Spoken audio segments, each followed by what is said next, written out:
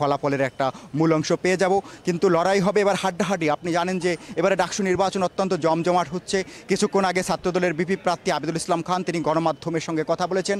তিনি বলছেন যে ১৭ বছর ধরে ভোটাধিকার বঞ্চিত মানুষ এবার সুযোগ পেয়েছেন একটি ভোট দেওয়ার, এবং সারা বাংলাদেশের চোখ এখন ঢাকা বিশ্ববিদ্যালয়ের দিকে, ডাকসু নির্বাচনের দিকে। তা যেন ৪০,০০০ ভোটারের সবাই যেন ভোটাধিকার প্রয়োগ করেন, তাদের গণতান্ত্রিক অধিকার প্রয়োগ করে বাংলাদেশের পরবর্তী যে জাতীয় সংসদ নির্বাচন হবে সেখানে যেন তারা একটি বার্তা দেন যে সুষ্ঠু, অবাধ, গ্রহণযোগ্য, সুষ্ঠু নির্বাচন করা সম্ভব। সেটি আবিদুল ইসলাম খান তার প্রাথমিক প্রতিক্রিয়ায় তিনি মন্তব্য করেছেন। তো এই হচ্ছে মোটামুটি আমার কাছে উদয়ন স্কুলের সামনের সর্বশেষ খবর। পরবর্তী সংবাদে এ বিষয়ে আপনাকে আরও বিস্তারিত জানাতে পারবো। তোহা।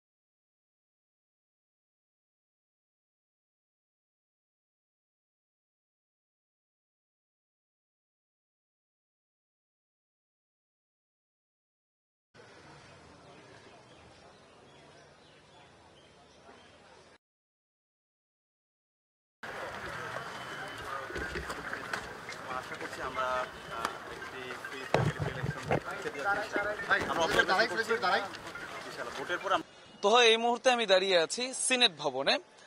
সেই সিনেট ভবনের পেছনের চিত্রটা একটু দেখতে পাচ্ছেন নিশ্চয়ই, যে প্রচুর পরিমাণে ভোটার কিন্তু এরই মধ্যে লাইন দিয়েছে এবং ভোটার লাইনে কিন্তু টান পড়েছে, ভোটার লাইন চলতে শুরু করেছে। তার মানে ভোট গ্রহণও চলছে। একেবারে ৮টা থেকে কিন্তু ভোট গ্রহণ শুরু হয়। আর যেটা বললেন সাদিক কায়েম এখানে ভোট দেবে কিনা, আমরা যতদূর জেনেছি যে সাদিক কায়েম ভোট দেবেন উদয়ন স্কুলের কেন্দ্রে, আর এইখানে ভোট দেবেন বিন ইয়ামিন মোল্লা, এরা কিন্তু ভোট দেবেন। আর বেশ কিছু প্রার্থী রয়েছে। আমি একটু যদি দেখাতে চাই যে ভোট কেন্দ্রের ভোটারদের উপস্থিতি একটু দেখতে পাচ্ছেন নিশ্চয়ই, যে তারা কিন্তু সকাল থেকেই, ভোট শুরু হয়েছে ৮টা থেকে, তবে সকাল থেকেই কিন্তু তারা অধীর আগ্রহে অপেক্ষা করছেন তাদের যে ভোটাধিকার, সেই ভোটাধিকার প্রয়োগের জন্য। এবং এই লাইন শুধুমাত্র এই সিনেট ভবনেই নয়, আমরা যখন আসছিলাম ঢাকা বিশ্ববিদ্যালয় এলাকায়, আমরা যখন ঘুরছিলাম তখন কিন্তু আমরা দেখেছি যে রাস্তা দিয়েও মানুষজন কিভাবে আসলে আসছে, কতটা আগ্রহের সাথে আসছেন যারা ভোটার আছেন তারা। এবং আজকে তো ঢাকা বিশ্ববিদ্যালয়ের ভেতরে আসলে যানবাহন চলাচল নিষেধ, পায়ে হেঁটে ভোটাররা কিন্তু আসছেন আমরা দেখেছি। আমরা একটু হল যেখানে ভোট গ্রহণ চলছে সেই একদম কাছাকাছি দেখানোর চেষ্টা করছি। এই যে এভাবেই কিন্তু বিজয় ৭১ হলের যারা হল সংসদ নির্বাচন করছেন তারা কিন্তু আসলে এইখানে আসলে ভোট দিবেন, আমরা দেখাতে পারছি আপনাদেরকে।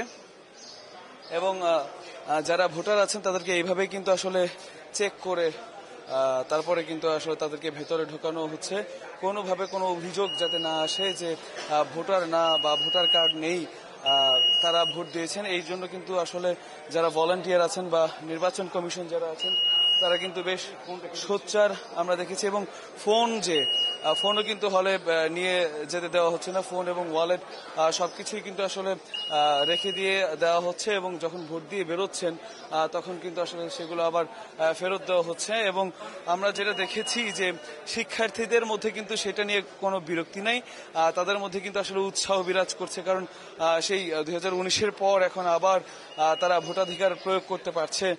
ডাকসু নির্বাচন অনুষ্ঠিত হচ্ছে, এই জন্য উৎসব মুখর যে পরিবেশ সেটা সকাল থেকেই রয়েছে। এবং এই পুরো ক্যাম্পাসটিকে ঘিরে আইন শৃঙ্খলা রক্ষাকারী বাহিনীর যে তৎপরতা সেটা আমরা দেখেছি।